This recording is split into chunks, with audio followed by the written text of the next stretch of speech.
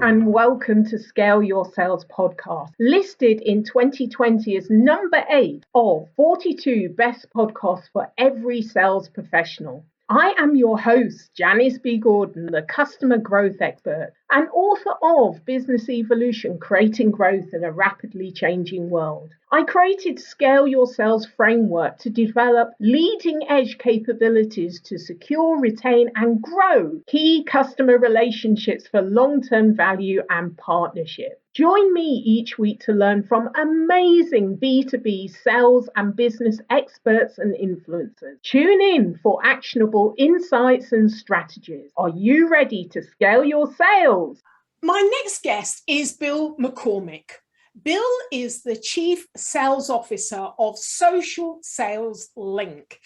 As a LinkedIn sales and social selling trainer, Bill shows sales professionals how to start more sales conversation by leveraging the power of LinkedIn. So welcome to Scale Your Sales podcast, Bill McCormick. Oh, thanks so much for having me, Janice. So happy to be here with you. Well, I'm delighted that you could join us because I know that you've got I love your tone and I listen to your podcast with Bryn. So I know you've got so much great content and insights to give us. So let's just jump straight in. Let's talk about the virtual world and virtual sales. I know that you've talked about the know, like, and trust. So help me and the listeners to understand, what is the difference when you take it virtual? What do we need to do? Well, that quote that you just gave, know, like, and trust, that comes from Bob Burg from Endless Referrals. All things being equal, people do business with people they know, like, and trust. And we know that that's true. The problem is when we switch to this new virtual world that we're in, how do people get to know us? How do people get to like us? How do people get to trust us through this screen that we're working through? And virtual can help you. Social selling can help you. We define social selling as building relationships, providing real value, being a resource, understanding that the sales will come when the time is right. And so for LinkedIn, that's where we teach, that the platform that we live on, you can get to know, like, and trust through attract, teach, and engage. If you attract people to you, to your profile, to your content, and then you use that as a platform, not to talk all about yourself, not to tell everyone, your great resume or that you've been the President's Club winner in sales 10 years in a row. By the way, any salesperson that has that on their profile, I'm not going to use them because I figure they're really good salespeople and I'm going to pay more for whatever they're selling. But anyway, I digress. But what we want to do is we want to attract people in and teach them. We want our profiles to be a resource, and any content that we create, we want that to be a resource for them, and we want them to learn something. We throw around a phrase, thought leadership. We want to be seen as thought leaders within our realm of experience. And so by attracting them to us and then teaching them, and then the third thing is by engaging with them, because nothing's worse than you put content out and you read someone's content and you comment on it and they never reply back. It's like, we call that posting and ghosting. We don't want to do that. We build trust with someone by having a conversation. And on social, on LinkedIn, that conversation happens in comments. And so when you're posting content, you want to make sure that as people are engaging with it and as people are commenting, you're talking back to them. It's kind of like, Jen, if you're driving down the road and you go past someone and they're out on their porch and you wave at them, that's kind of like giving the thumbs up. That's like, giving the reaction. But imagine if you pull over to the side of the road and you roll down your window to have a conversation with them. That's the comment part. Well, if you're on your porch and I pull over to the side of the road, I roll the window down and say, "Hey, Janice, how you doing?" And you turn around and walk into the house, that's just rude. But we do that on social. People comment to our posts and we don't reply back. We don't even say, "Hey, thanks for commenting back." And to get a little technical, that actually is what helps the algorithm on LinkedIn make our posts go farther. So I would say to your listeners, if you have posts that aren't doing so well, take a look at your commenting and see. So all that to say that attract, teach, and engage will help you to get your listeners, your prospects to know, and then to like, and then to trust you. Okay. So you're attracting them by your profile, by the content you're posting, and they like because they like the value you give in your content. And because you're consistent with your content, they begin to trust you because you respond to them. Is that how it works? That's how it works. And it's a conversation. We really have to look at it that way. You know, what we're looking to do is try to take that conversation offline and take it into a Zoom call or a phone call. So we really have to look at it as it's happening, as a conversation. And, you know, I mentioned the profile and content. There's really 5 things that we want our profile or our content to do. And the first thing we want it to do is we want it to resonate with our ideal clients. So we have an idea of our prospects and what they look like. We have an ideal client profile. Maybe they're marketers and they're in the C-suite or in their VPs of marketing. And we want to make sure that when they read our content or they land on our profile, they say, okay, that's talking to me, that, you know, he or she is speaking to me, it resonates with them. The second thing is we want to create curiosity.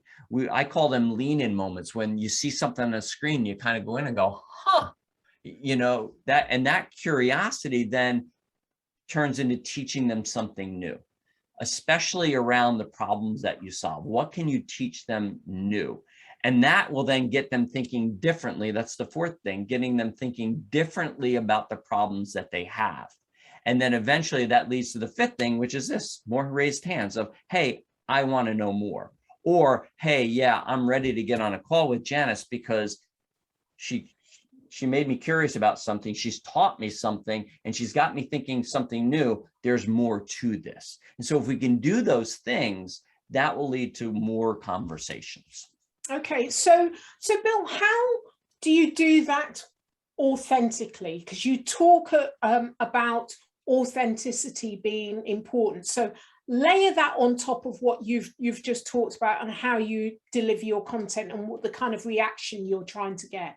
Yeah, great question. So authenticity begins with being who we are and not embellishing on the things that we put on our profile, and not embellishing when we're sharing content, making sure that we're always giving credit where credit is due. And then when we're sharing how we really feel. And when we're reaching out to people, making sure we're doing that authentically and not saying, hi, Janice, I took a look at your profile and I see that you're into XYZ. And so I thought it would be great for us to connect. And Janice goes and looks at her who's viewed my profile and there's no profile view from Bill. Yeah. You know, or you reach out to someone with a blanket statement. Janice, I really love the things that you're doing at the Scale Your Sales podcast. And then Janice asked me back, well, what exactly is it? And I go, and then quickly I have to look it up and listen to an episode and find, you know, that's the thing. When we do this blanket stuff, this blanket outreach, we're really not being authentic. You know, we're really trying to throw so much mud up against the wall, and we hope that some of it sticks. And as my friend Larry Levine says, and he's the one who's really coined this whole authenticity and sales movement with selling from the heart. When we do that, we end up being an empty suit, or what I like to say on LinkedIn is we become an empty profile. You know, we're really not putting our best face forward and our best person forward. So authenticity really begins with knowing that first of all, while I may want to reach out to you because you can be a prospect of mine, I don't want to start from that place, right? Because we first have to earn the right to have a conversation with someone, you know, and when we just lead with, Janice, we help companies just like you. First of all, everybody says that. So there's nothing authentic about that at all. And also maybe I am being authentic because what I'm really saying to you is, Janice, all I see you as is a name in my CRM or a dollar amount that's in my monthly goal of the sales quota I have. And I'm just trying to get to you so that I can pitch you. And that's just not working right now.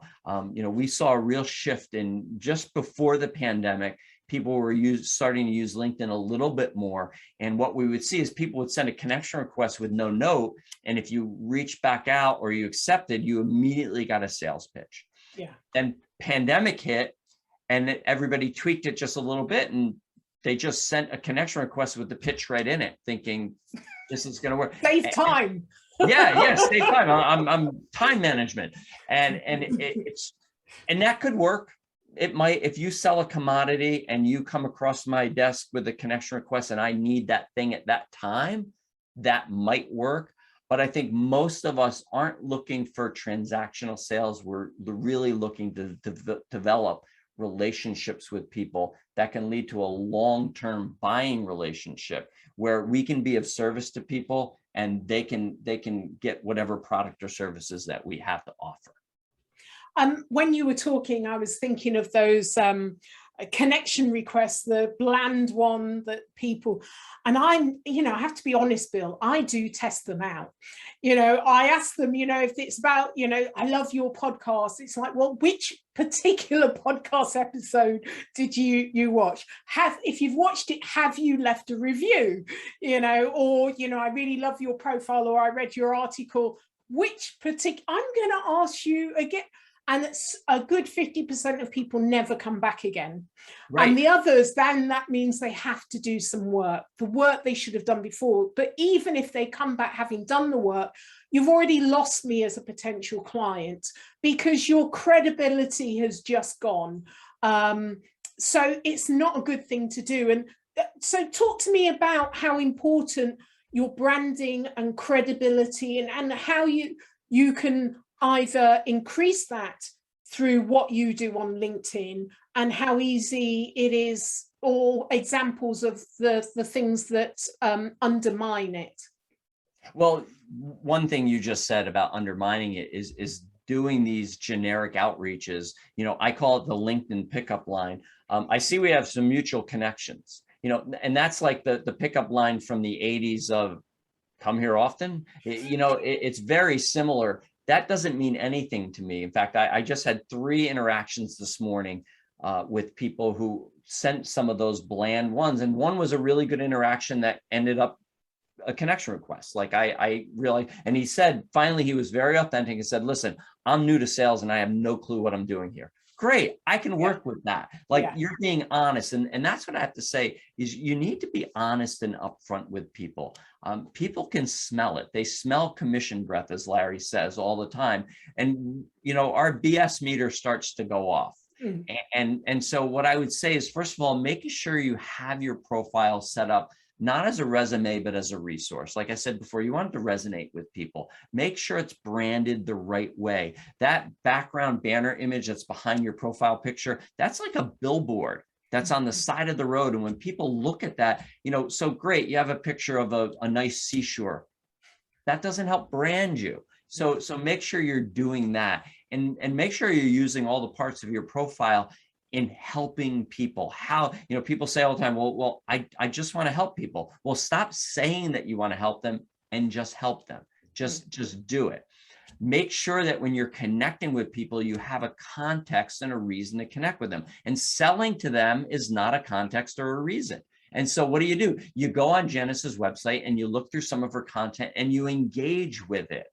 So I'll ask you, Janice, if someone that you didn't know, second degree connection or a third degree, and they go on one of your posts and they have a conversation with you, they authentically engage with you on that, would you be more apt to accept the connection request from them? Absolutely. Absolutely. Yes, because they have bothered to do the research. They may add value, something I didn't know. And I'm always wanting to learn and connect with interesting people that are adding value. So yes. Yeah. And so that's a huge key. And here's the thing about the algorithm. When you begin to engage with someone like that, they'll begin to see your posts also. So if you're a consistent poster, they're going to see more of your content. But then, that gives a great context to then reach out and send an authentic connection request. Says, Janice, I've been following you. We had a brief interaction on your post around XYZ, which I loved.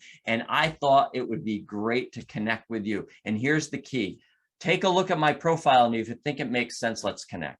Put the ball back in the other person's court and give them an out. And if you do that, first of all, your connection request amounts will go up, their acceptance.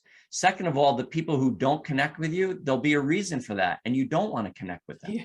And, you know, so be authentic. Don't throw so much mud up against the wall and hope that some sticks. Everybody wants an easy button when it comes to sales. And on LinkedIn, they want to use some kind of an automation that'll send out just enough connection requests per week, automated, that doesn't get their profile shut down. And here's the thing. If you're using third-party automation on LinkedIn, you're this close to being shut down anyway, because you're already violating LinkedIn's terms of use, and it's not authentic. So I was in, let's see, my youngest daughter just turned 29. I was like 10 when she was born. And I was in the pest control industry. So that's with the context there. So it's been almost 29 years since I've been in pest control. It's on my LinkedIn profile, buried way down, that I was a technician for this company. I still get connection requests that say, hey, Bill, as an owner in the pest control industry, I thought it'd be great to connect with you because we help companies just like yours get more clients.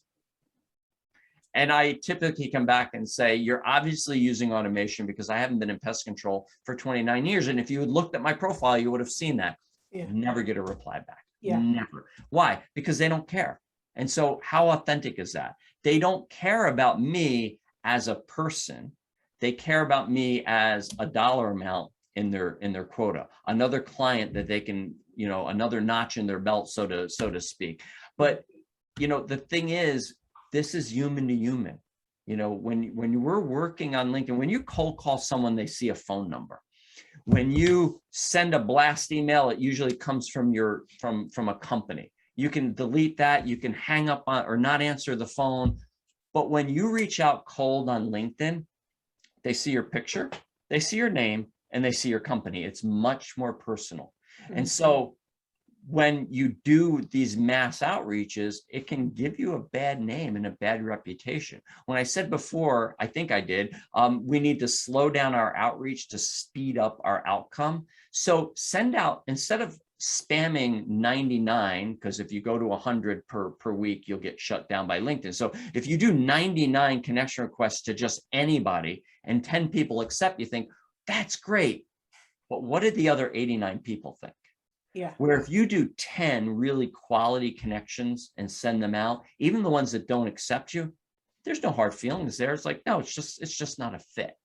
And so if we slow it down, I think we have a much better effective rate than we do when we're trying to do this mass outreach. Yeah. No, I agree. And you know, that 99, it may be that they didn't, or 89, they didn't respond, but actually they don't have a good impression of you. And that's, right, you know, that's not what you want at all. So yeah. Let me ask you about the B2B world, in the way that you think that sales have shifted to be more kind of buyer or customer centric. Do you feel that we've gone far enough? Because you mentioned earlier that, or you implied earlier, that actually not enough people are using or have the mindset of adding value to the customer. It's all about them. They're blasting out. So what do you think the industry in general can be doing? Well, I think it's got to start at the top. It's got to start with the CEO, the CSO, the CRO, those that are training the people in their fields. Because listen, I'm not knocking salespeople that feel like they need to use automation and need to do these mass outreaches. The reason they're doing that is because they've got numbers they have to hit. Yeah. And those may be a revenue number for the month, but there's also probably a call number or a contact number of the day that they have to hit, with this 80 dials or 100 dials or outreaches, maybe we'll call it now, rather than dials. And so they're just doing what they've been taught to do. And when it comes to actually getting together and having a sales meeting, what I say is, you know, sales professionals, we always come with a sales process that we've been taught. It's been drilled into our head by our leadership, and they've spent a lot of money on the sales process. But the problem is our buyers have a buying process. And I think that's really where the shift has to happen. When salespeople are coming into a sales meeting with their list, with the check boxes of, okay, now I do this and now I do this. And the whole goal is get to that end to get that signature. They push used to. I don't know how you do it on virtual now. I'll email you the proposal for you to sign. We're just looking to get to that to determine whether there's success, rather than slowing down and having the goal be truly more about how we can help them, and not have that preconceived notion of this is what I'm doing. Scott Schilling has a great quote. He says, we need to come into every conversation with high intention and low attachment. High intention to help the other person, low attachment to what the outcome is going to be. And I think what's got to happen, the shift's got to happen, it's got to come from the top, that they have to start looking at, okay, let's slow things down so that we're having meaningful conversations with our clients and with our prospects, and not have the pressure to, you've got to close this, you've got to close this. I heard a story recently about a sales rep who they were pressuring him. It was the end of the month, it was the end of the quarter, and we need this deal. And he's like, look, I can push this deal through. I can, and I can get a signature. He says, but next month, they're not going to buy. But if we wait to next month, it's going to be much higher. And the sales leadership was like, no, do it now. And it's that short-term payoff that they're looking for, rather than a long-term relationship building. So I'm not really sure if I answered your question, but really where the shift to me has to happen is it's got to come from the top down. So coming from the top down, what kind of conversations do you have with, the CROs, sales leaders, in order to shift their mindset around what the changes are and why this is really important, how it's going to hit their bottom line and improve the outcomes? I think that the conversation has to be around soft skills. It has to be around listening. It has to be around authenticity and really true customer-centric sales and customers. We throw around the term customer service. Customer service in and of itself is just a term. There's good customer service and there's bad customer service. So it's the customers that determine that, not us. And so how many conversations are we having with our clients to determine, was this a good experience for you? Was it a bad experience? Or are we getting the signature and then moving on? I just heard of a large company, very large company, that and I was told by one of their reps that, oh yeah, in this month of the year, we all switch, and they change all of our clients. They take some clients away and they give us new clients.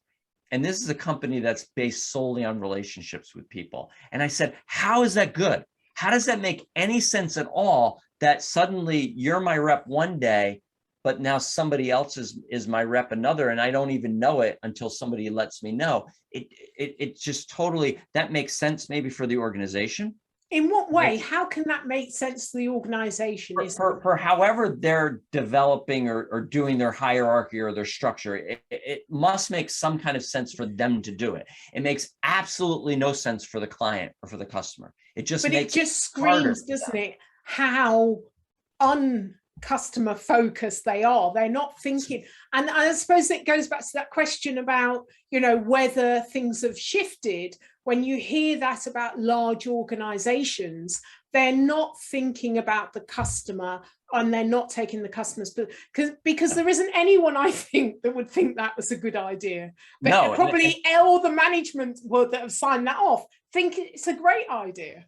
Right. And I don't get it. And that's why I'm like, no, we've got to shift, and we've got to look at, okay, how are we first of all, how are we enabling our sales staff that are front and center with our clients to be the most successful people that they can be, the most successful humans they can be. And what is the training that we're giving them? Is it just strategy and tactics? Is it just, okay, overcoming objections and getting through our sales process? I would say most of the training is around that. How about active listening? How about repetitive, persistent repetition of listening and responding back? How about, how are you doing as a person? How are you doing through this mental tough time that we have of COVID and the fact that you can't get in front of your clients? How are you doing with that? Or are they saying, all right, yeah, I know you can't meet with them, find another way?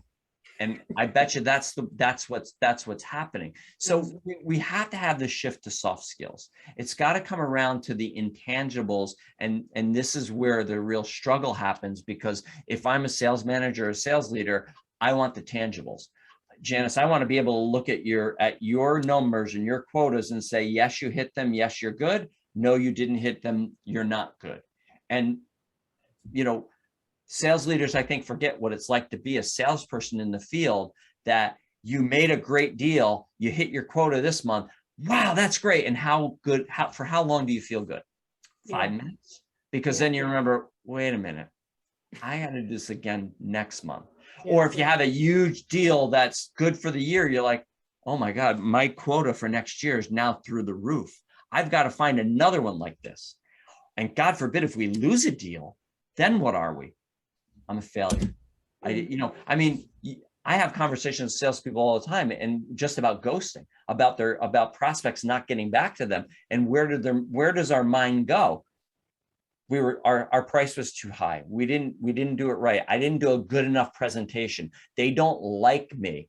And then you come to find out that 99% of the time, oh yeah, sorry, this happened or that happened. It's totally nothing to do with the salesperson. But where do our brains go? Our brains go immediately to, I'm terrible, I'm bad, it's my fault, I didn't do something right.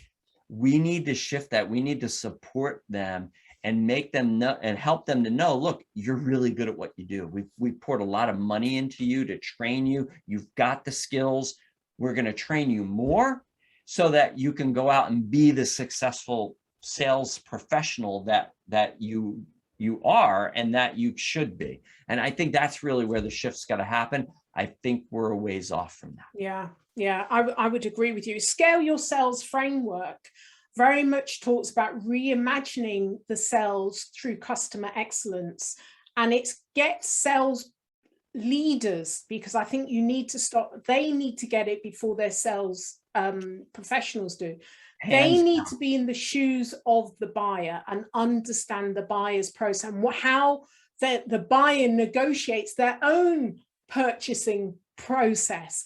Right. And then it becomes less about you, the seller, the sales, and more about, okay, I get it now. I get the pressure they're under. I get the problem they're having. I get that having a different a seller every 3 years is not helping them. And I think when they get that this is, as you say, it's not a sales process, it's about the buying process. That's the thing that's primary. Once they start to understand that and how they can, at each of the touch points, create an excellent service, an excellent experience, make it easy for the customers, then the customers are more likely to, and buyers are more likely to come back. Yeah. So let me ask you about your avenue into social selling, a brief about your background as to what was your kind of real focus and interest here. What was the thing that made you think, actually, I'm going to pursue this, and this is the particular area I want to focus on? Well, I accidentally stumbled upon it because it worked for me. So in 2013, my wife had been in the print and promotional products industry since 2000. 2013, her boss died rather suddenly. And after back and forth of us buying the company, that didn't work. And so we needed to start our own company. I had a sales background. So guess who became the de facto salesperson, even though I had another job. So on my days off, I had 2 days off during the week. I would go out and I would sell. And I discovered this thing called LinkedIn because my wife actually, some of her clients were in Bermuda. And one person changed jobs and went to work for a pretty large development agency in Bermuda and found my wife on LinkedIn. And I'm like, wow, this thing works. And then in 2015, I was at a trade show and Alice Hyman was speaking, talking about using social media. And at the end of that, I found out that I was the only one in the room out of 150 other sales reps in my industry that was using LinkedIn to get business. So fast forward another year, I was able to leave my other job. We built our business up. And so I had all these networkers, people in my networking relationship saying, hey, teach me how to use LinkedIn. So I was doing it for free. And then a buddy of mine said, listen, you could record videos on how to do this and we could sell them. So I tried that. And I was working for my wife and then doing this side hustle. And I was in Bermuda at one of our clients, which was one of the large banks on island. And they said to me, listen, we know you do LinkedIn training. Can you train some of our wealth advisors and mortgage people how to use LinkedIn for sales? Being a good salesman, even though I had no clue how to do it, I said, sure, I can do that. I was in a chat group on LinkedIn that Bryn Tillman had put me into. I'd read her book years before and had actually used that to do my profile. And that's where my success came from. So in the chat group, I just asked, hey, I've got a client that's a bank that's looking for training. I'm not sure how to do it or how to price it. Can someone help me? Bryn was the first one to say, yes, I can help you. Let's get on a call.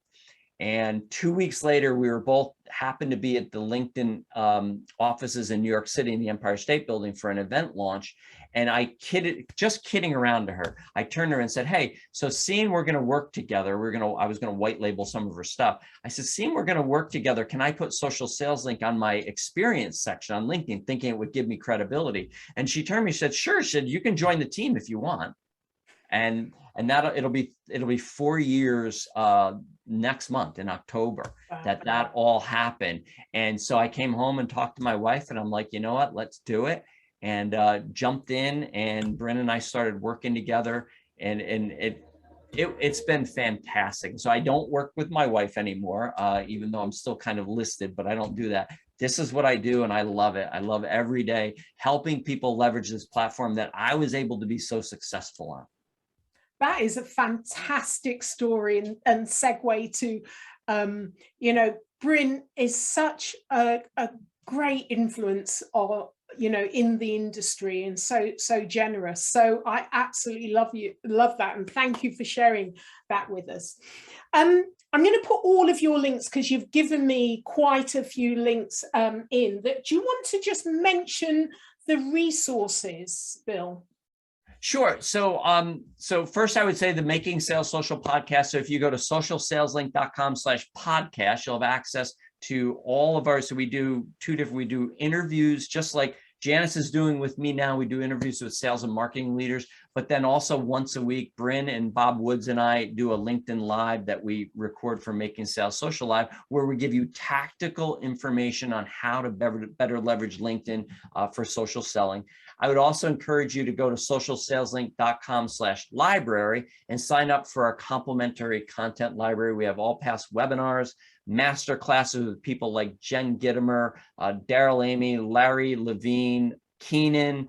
We just recently had Bob Berg on. I mentioned him before with endless referrals. So you can go access all that at that. And then connect with me on LinkedIn. Send me a note. Tell me that you heard me here on Scale Your Sales. Wonderful. Thank you so much for that. And thank you for being so generous with your information. It's been a great pleasure having you as a guest on Scale Your Sales podcast, Bill. Oh, thank you for having me. And to your listeners, it's been great spending time with you. Thanks so much. Thank you. Thank you for joining me on this episode of Scale Your Sales. Feel free to connect with me on LinkedIn or Twitter, Janice B Gordon, to comment and share. I'd love it if you would leave a review on ratethispodcast.com/scaleyoursales. Please subscribe for more weekly expert insights to scale your sales.